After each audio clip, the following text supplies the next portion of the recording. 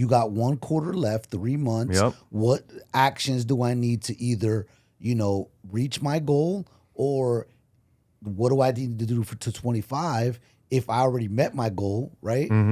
What's my goal for 25? Right, exactly. Right. And a lot of times real estate professionals just don't take the time to do the research on their current numbers and activities to really put a good business plan for the following year. Yeah, where are you against yourself, and then where are you against the market at the time, and what does that look like? Welcome to the Your Peak Life podcast. Let's conquer the summit of life and reach the apex of our potential.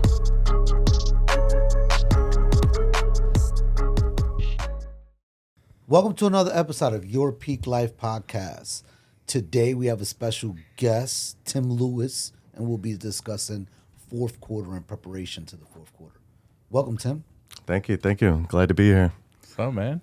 Finally, you made it. Your I Peak made Life, it. man. Yeah. No, so I really just wanted to discuss. Sunday is September 1st. Everybody usually talks about the fourth quarter like being October 1st. But for us, that isn't true. We're in sales. Everything we do is 30 to 45 days ahead. So what are you going to do starting September 1st to make sure that the fourth quarter is a good one? Mm-hmm. What does it take? People take time off for holidays and travel, and the kids are back in school. Like, to me, that feels like I'm going to have more time to do what I need to do. Right. What about you guys? To me, I like the fourth quarter because of that reason. So many people take time off, and it gives me the opportunity to really jumpstart, 2025 and end 2024 on a strong point. Yeah. Real estate isn't something that you stop and pick back up. Right. It's just people have this misconception that, hey, I'm going to start business. I'm going to stop selling in November, and I'll start in January, and things are going to be fine. And that's not true at all. Steve Marable, you're a unicorn. Correct. Now, there are some agents that do it purposely, right, that don't work, but I guarantee you Steve's still connecting with clients, still sending holiday cards. And his business plan's built around that, I would right? just say naturally everybody's kind of slowing down. So that's your time to actually get things. You can push the pace a little bit. Yeah. Everybody's, the holidays, there's plenty. What you will encounter, though, is dealing with certain stakeholders and vendors is that they're also off, right? So my inspection guy's off, and I having a second and third layer of people that you can kind of go to at this time. That's a great because point. Naturally, you might want to push the pace, but you're not doing this all by yourself, right? Absolutely. So the people that you're interacting with realize that they are also slowing down. What do you need to do so your business does not slow down during that time? Absolutely. That's a great point. Fantastic. And truly, most agents don't have secondary or third options for most things, right? And I think that's not a good business plan. You always need at least two of everything. Those contingency plans, literally like in the military. What happens when it all goes upside down? I've spent a little time in insurance, and that everything's treated catastrophic. You know what I mean? So you kind of move as such, and with that, it kind of gives you, the ability to kind of, prep a little bit and strategize for the future and what ifs, and go through those scenarios. But having those second and third layers, those, additional people that you can kind of tap into during this time. I know, like, somebody asked me for an electrician. I sent them 6. They were like, you need options, man. Somebody's not going to answer. Somebody's not going to show up. Somebody's going to be too expensive. Somebody's could you rank them, please? You know what I mean? Exactly. Because I could tell you for myself, like, December's off, but my business doesn't pick back up until February. Yeah. See? Yeah. And then most of my business that comes in, or the money that comes in monetarily, is referrals. I'm referring my business out to agents. Right. Which is not going to be the case anymore. You guys know there's no team anymore, so it's just really me now. Yeah. And I got to stay at home. I'll take that. I personally always close out the year strongest. Like, December is my thing. It's my birth month, Sagittarius vibes. Like, but it's also crunch time where it's like, how far off am I from my goals? I have to go Yeah. this, like we came here this morning after being gone for a few days, and I looked in MLS. I'm like, damn, I got 6 pending deals. That's a product of me being back in the street versus writing a book or traveling or whatever. So, but now I'm looking like, well, fourth quarter, I have this goal. I know I can beat that goal now that I made. So how hard do I have to go in September for October, November, and December to be what I want them to be? And I've actually been saying, if you go back on my social and just like search September in sales, I've always had that wordplay that September and sales go hand in hand. If you want a victorious like fourth quarter ending to the year. And I agree totally. Yeah, 100%. What would you encourage people to start doing September 1st? I mean, if you're not doing it right now, add 10, 15, 20 people to your database every day. Call every client you've ever had and just say anything, man. Hey, fall's coming. Come join us for a Halloween party or a hayride, or meet me up in Williamsburg and let's do Fall Fest at Busch Gardens or something. You know, like anything. What I always tell people, anything that's not a sale. Yeah. Because nobody wants to be sold. They want to be invited, man. Yeah, there's like, plenty of events that are going on. Plus, this is the Everywhere. time where more Absolutely. people are spending time on social media because they have the downtime, right? Yep. They're away from work, Your right? your So marketing's they're gotta more get pumped up. involved, right? So now you can kind of, and you can tie things and piggyback onto the holidays. Again, the engagement rates are up, you know, the reach. Absolutely. You can really get your social media push there, invite at them that to the time. holiday party, the annual award ceremony. Exactly. And then also fourth quarter give you that time for like housekeeping too, right? Like business housekeeping, getting things set up, again, hey, I didn't hit my marks here, and here. This is what I need to do. I mean, if you get to it in September, then you're a little bit ahead. But, getting set up for 2025, like, Edwin was saying, making sure you're not carrying over those bad business practices. What are your business resolutions, right? What are you going to do better in 2025 in terms of a business? Well, if we're going to talk about business, let's kind of introduce yourself and speak to your educational background. Okay. So I'm a 8-year Navy vet, joined up out of Detroit. I met Mike back in 2007 on the Truman.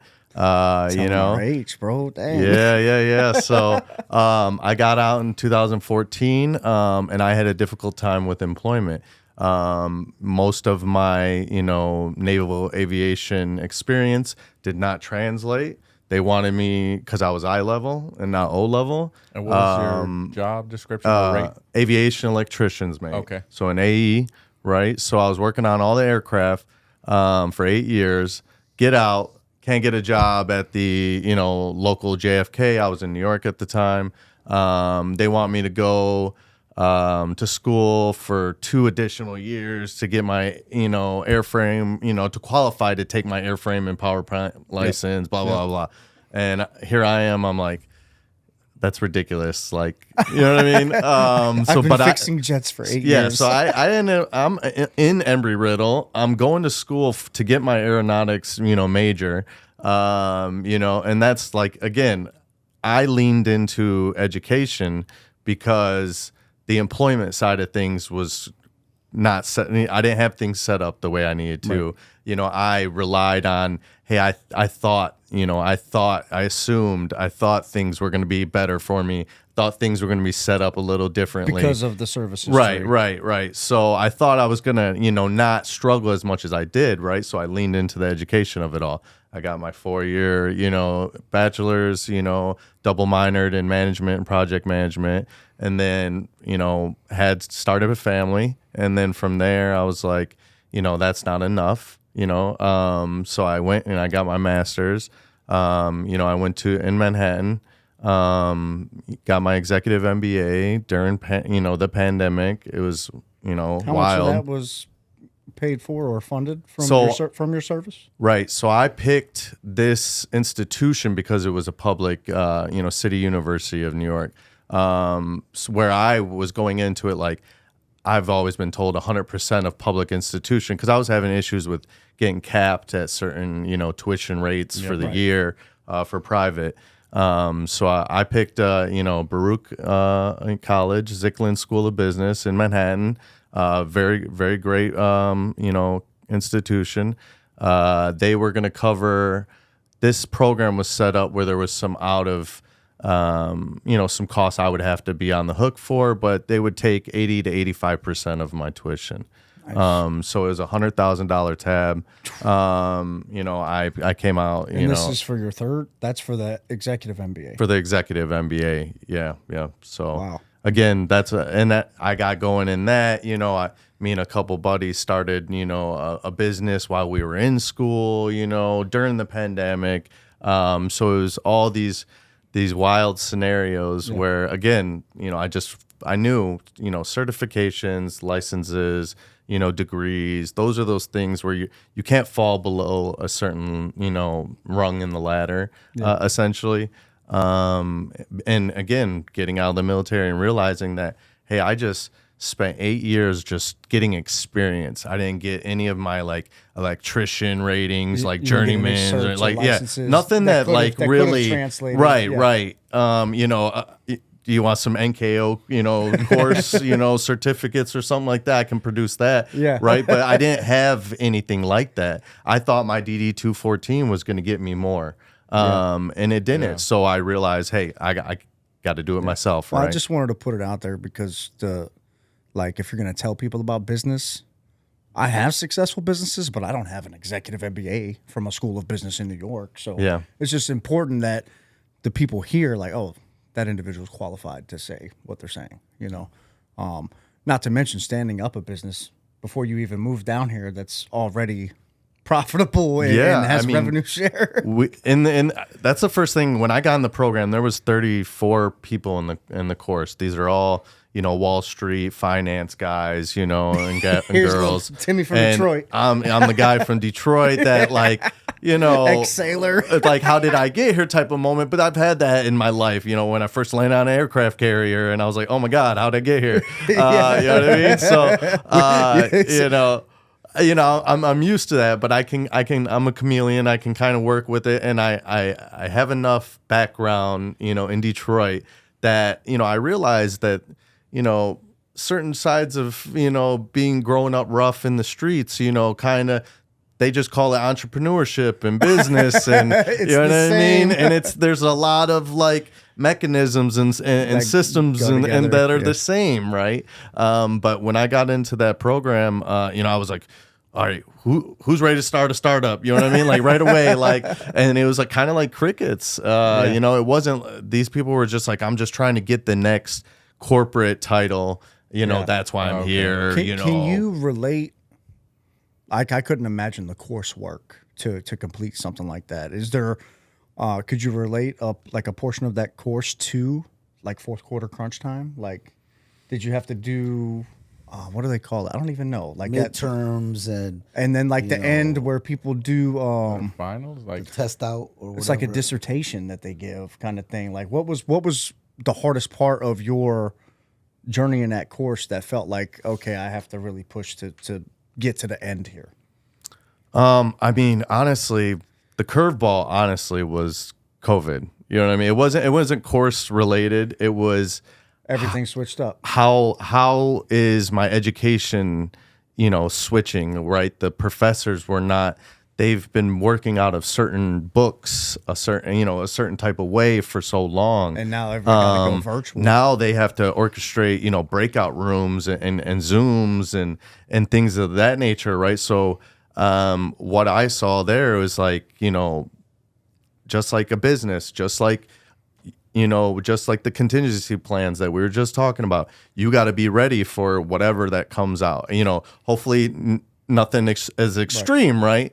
But that's how you got to act. And again, just like we were talking about, have that additional stakeholder that I can reach out to. Have those those systems set up that when certain things lull and during the holiday season, you don't feel that pain, right? Have your financial, like your business accounting set up, for the end of the year. Yeah. It's all a cycle, so you can kind of look back and you need to be doing those analysis of previous years. So just having a contingency plan, being ready for whatever. Start, again, take that time to get into your business and really clean things up. Like I said, housekeeping wise, microscope work. Yeah. Get in it and really, hold yourself accountable of like, look yourself in the mirror, like here's where I am and here's where I want to go. And what's it going to take to get to that, I 100% agree with that. And also, as we're approaching, right, this fourth quarter in our world, September 1st, your business plan for 25. Mm-hmm. Right? Absolutely. That is what, is that review, right? You're reviewing your 24 business plan, finding out where you're at. You got 1 quarter left, 3 months. Yep. What actions do I need to either, reach my goal, or what do I need to do to 25 if I already met my goal, right? What's my goal for 25? Right, exactly. Right? What are the activities needed to reach my goals? And a lot of times, real estate professionals just don't take the time to do the research on their current numbers and activities to really put a good business plan for the following year. Yeah, where are you against yourself? And then where are you against the market at the time, and what does that look like? Well, you just attended. We started the Pinnacle Luxury Group, the team. You just attended the class with me, and a lot of people were just hanging out, whereas like I'm over here feverishly scribbling notes in a notepad. Right. Not necessarily what the instructor was saying, but how we could apply it to our business. Right. So we come out with all these notes, and it's like that day I say, what's your goal? What do you and Jackie want to accomplish before 2024 is over? Yeah. Because in our business, we have to know now. Just like I said, that's why I stood the team up the way I did. He's getting his license right now. He's been licensed before in New York, by the way, at a company that merged into the #1 brand there. Like that's a pretty good place to start your career. Yeah. And then you and her bring all that knowledge down here. But we set a target, like when are we getting the first sale? Yeah. When are we getting the first listing? Right. When are we sending out this discount code to these neighborhoods? Yeah, put some strategy into it. Put some deep thinking. Who's the partners? That you're dealing with. Have those meetings, have those conversations. Don't just sit by and let business happen to you. Business by accident. Business by accident. Real estate, as a vertical or all business, don't let it happen by chance. There's again, you can follow the footprints of people that are successful, and you can kind of kind of see what you need to do and adapt it to your style, right?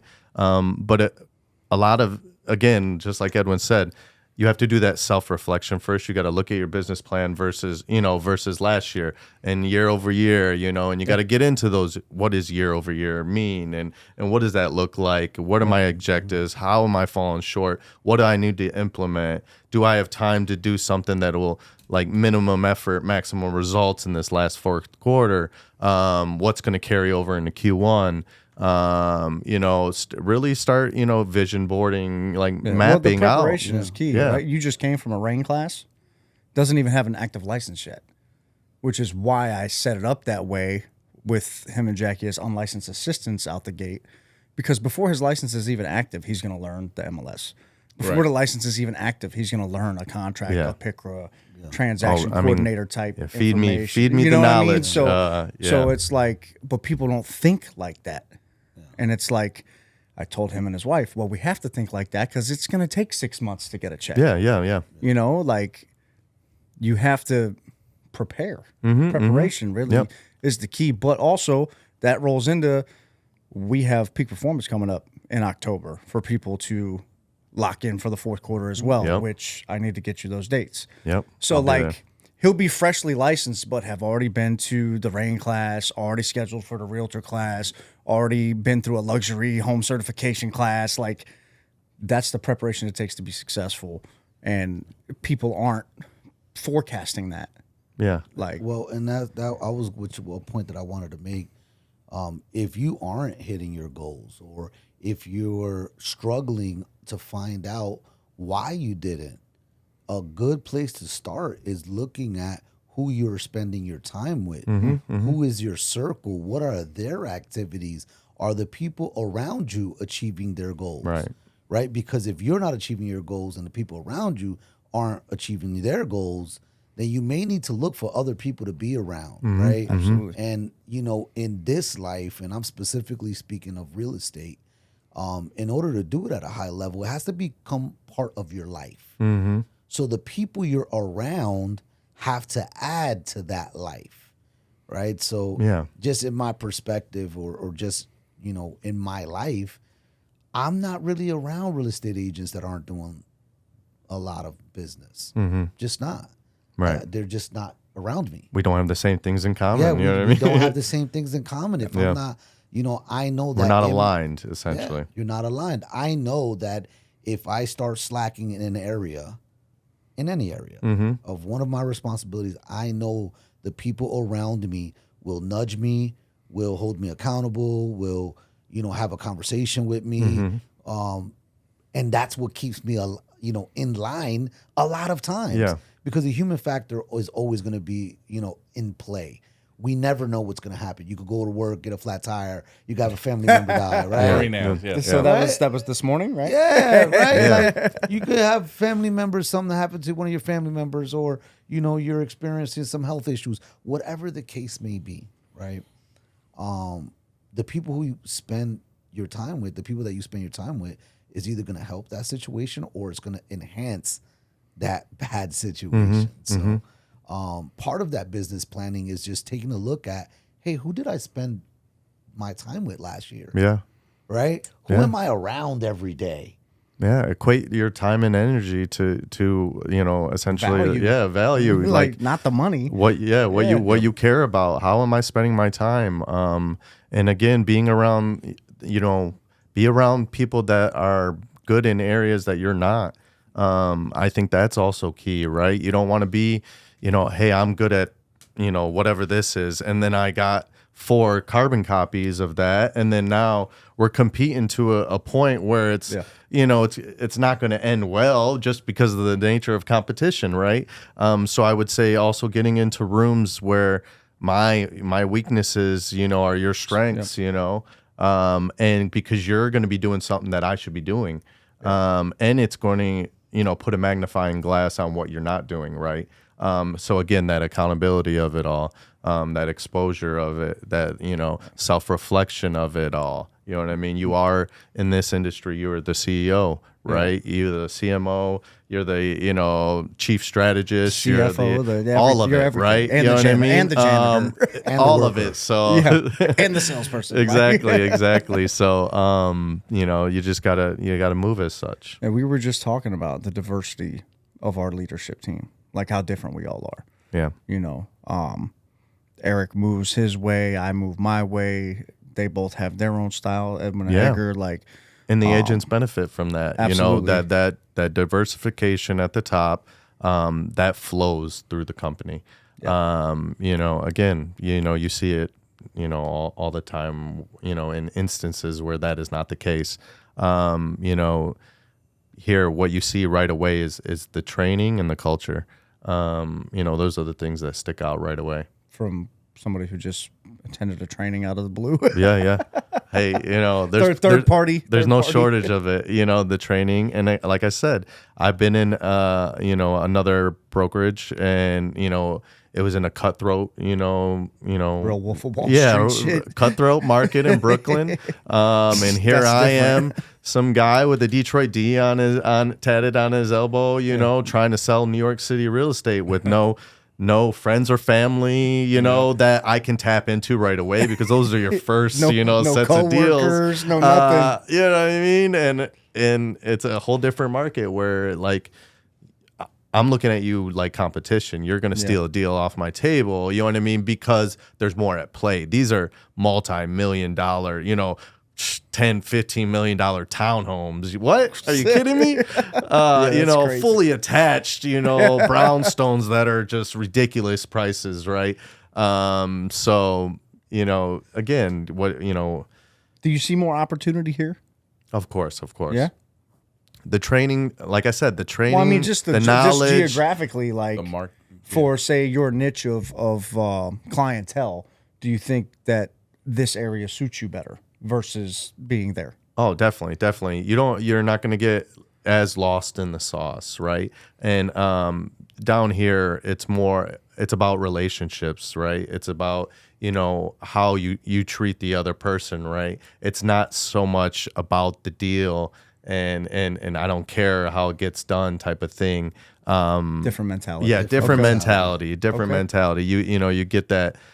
You're not in shark infested waters, Right, as right. much as you would feel so in New Exactly, York. exactly. And so then there's this, upper layer of this market here, in this luxury market It's like kind that's of untapped enticing around here. Yeah. I got a question for you, Mike, and Edgar, and Tim, but all of you guys. What piece of advice would you give someone who is, not reaching their goals and trying to like catch up on their goals for the fourth quarter and maybe jumpstart 25? I mean, I'll go first. I think the first thing is you need to go back over the goals if you even have them. A lot of people don't, and you should. And just like, were they realistic?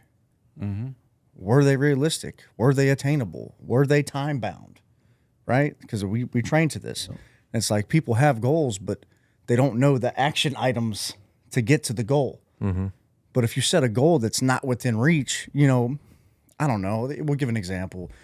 If you're a single parent and you have 3 kids and 2 jobs, you're probably not going to sell 100 houses this year. You know what I mean? Like Yes. just certain things like that where it's like, well, you kind of made a goal that's almost impossible. Yeah. Like the people that I know that do 100 deals a year, that is all they do. Or they don't have kids, or they don't have a significant other with a full-time job, or whatever it is, there's always a factor. Or the significant other is working with them, right? Like, and people just don't understand how things work. And I think they see the shiny object and they make that goal, and it's like, well, wait a minute. You have no actual idea what it's going to take to do that.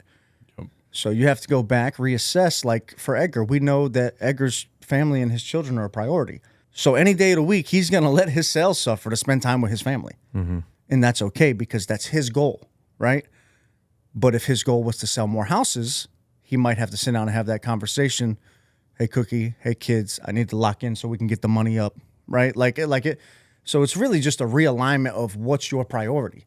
Is the money the priority? It shouldn't be, unless, of course, you're in financial need or dire straits and you're trying to really handle something. But your happiness should ultimately be paramount.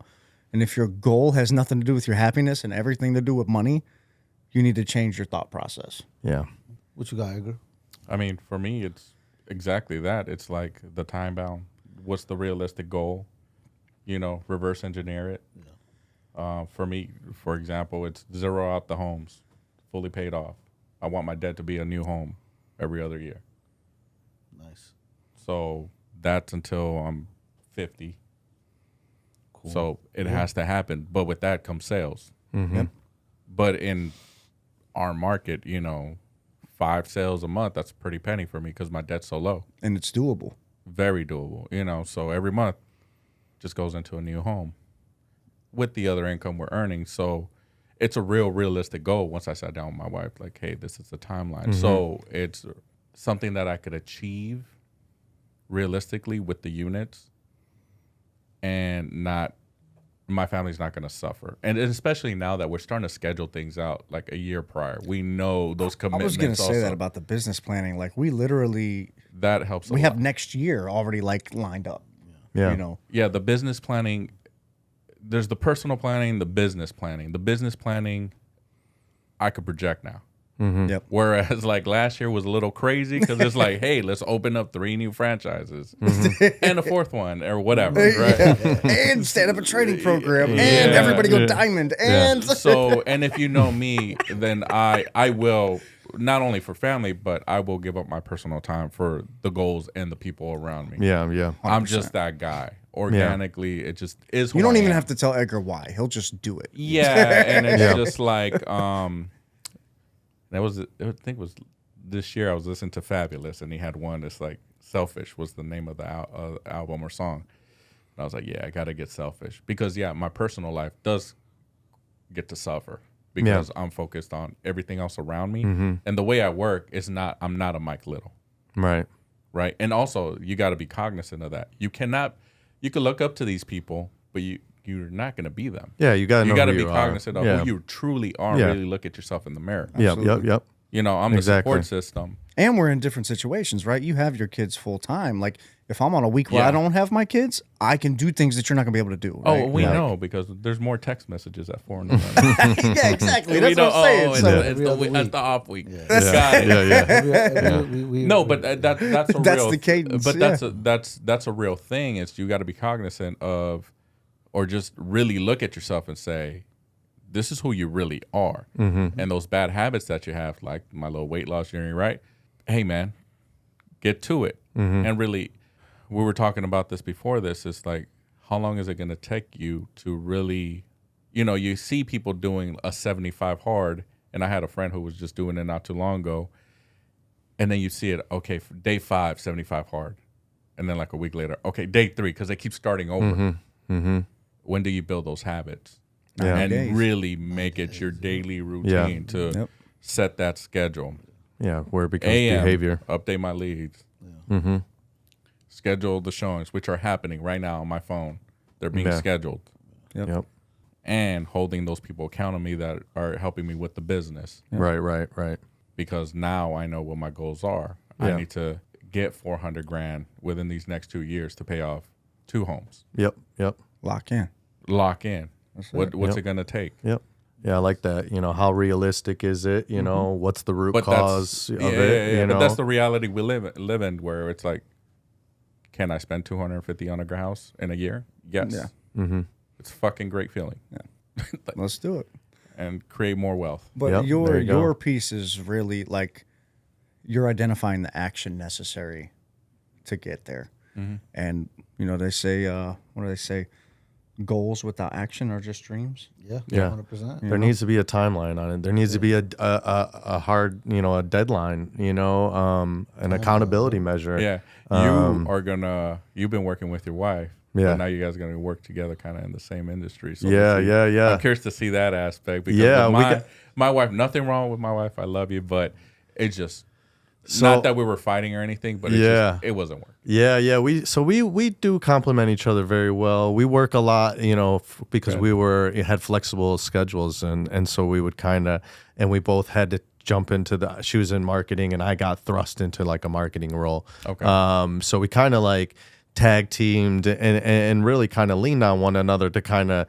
Again, she was better at certain things, and I was better at certain things, right? You know what I mean? So we were utilizing each other. So, but now it's more out of the house working together, which we're getting insights into. Just the other day in the luxury class, I'm just sitting beside her, and she's a student like I'm a student, right? And so that was kind of cool, to be, next to her, just like in that element, you know what I mean? Because we get caught up in the, rigmarole of the, daily grind, having 4 kids and transitioning and that's where our relationship works better with my wife, where it's like, I need paperwork done and signed and sent out. It was like, boom, done. Yeah. She never left the house. Whereas we were traveling all day yesterday. Yeah. Good stuff. I think for me, which I agree, you guys hit it on the nail on the coffin, is like, review your stuff, right? But to add to that, the fastest way to kind of pick up the slack is to double down on the shit that you're good at. Right? If you're good at one particular thing. Hit the gas, hit the 100 miles per hour until the end of the year, right? Or until December 1st, which is our real estate year, right? Yeah, what's working now? What's working now? What I understand you wanted to do. And just give it a little more, and then we'll get to what we need to, coming around the corner. Right? Double down on that, because it's going to be easier for you to double down on things that you enjoy doing. And usually when you're good at something, you enjoy doing that. Yep. Exactly. So I would say that, whether it's open houses, whether it's door knocking, whether it's cold calling, whether it's whatever it is, right? Double down on that and get on track and understand that when you're building your business plan, doubling down on one item is probably the best, course of action, and removing something that you just wasn't good at. Mm-hmm. Yeah. Right? If you sucked at something, why would it be in 2025's business plan? Yeah, I'll have to source that out, right? Just I'll have someone- to delegate that out to somebody. Yeah, well, a lot of people, and you know this, well, we all know this, right? What did we do every time we did a midterm in the military? Your Strengths, weaknesses, Yeah. areas of improvement, right? Yeah, right. So a lot of people look at it like they focus on the weakness or the area of improvement, whereas we've flipped it, probably larger in part to do, I would say, the Glover U influence. The double down idea stems from that relationship, and it's like, because it's so right. If you're having consistency with a certain strength, Just go hard in that, again, right? Like again. if you're a shooter, you shoot, right? Yeah. If you get assists, you pass. Yeah. Like, I mean, there you go, Shaq wasn't shooting very many threes, that didn't happen a lot, so he knew what he was good at. And again, that's another thing, identifying what it is a real estate role, is A through Z. Okay, what am I doing and what am I good at, and really maximizing, like you said, maximizing where you're good at, doubling down on it, going all in. You know what I mean? Ooh, a little Justin Ford shout out. Is that what just happened? Yeah. I like it, man. Do we have anything else on the fourth quarter? I mean, I feel like that's Well, one thing I'll just want to say, in the fourth quarter, people use holidays as an excuse all the time. Mm-hmm. We're talking about 4 days: New Year's, Christmas, Thanksgiving. and I'm counting Halloween as one. Oh, appreciate Right? that. My birthday. Thank you. Right? So we're talking about 4 days out of 90. Mm-hmm. There's no excuse. 4 days. Well, also, There's a few it's other all ones. being done here. Yeah, right. No, Yeah, absolutely. Well, you know what? That's another good piece of advice, though, since we're tying it all to real estate. If you are a top performing real estate professional, the plans that you are making right now should be built around those days. You go to write a contract, don't write it to close on Christmas. It's not going to happen. yeah. Right? Yeah, and then This when they- weekend, the banks are closed Monday. So is your title company. I hope your contract doesn't say Monday, September 2nd, right? Like, agents all the time don't pay attention to this stuff. That's like, if you just look at a calendar when you're writing an offer or when you're having your consultation with your client, you can work around all this stuff, but you have to think about it. You have to prepare. You have to do the business plan. You have to know what the goals are, right? And it's your planning that's going to determine the execution. And like, I get it that not everything closes on time, Yep. but you can do your part to mitigate issues. And if you're going on vacation, like, don't plan shit around your vacation. Like, I don't understand. And that. if you do, put somebody in place to do your job. Like, Exactly. I mean, Like we do set when we set do a pace in the fourth quarter that you know there's going to be an overtime. You know what I mean? What happens There we if go. it just doesn't end and it goes to a whole new game and it's Q1, right? What if there's an overtime? What if there's a double overtime, right? So what are you doing to really kind of get ahead? And don't wait until Q4 to have that self-reflection moment with yourself where it's, I looked at it in Q1 and then I just found out where I was in Q4. I mean, be checking this, all the time. You need to have your finger on the pulse of your business. You need to know when it goes up and down, when things are not working, when things are not. It's much easier to make those adjustments in Q2, Q3, and build upon them and deviate and pivot, adjust, adapt to what it is, again, it's a lot easier to do those things if you're kind of refreshing it. Don't let it be like, a physical fitness test in the military where it's like once or twice a year type of thing.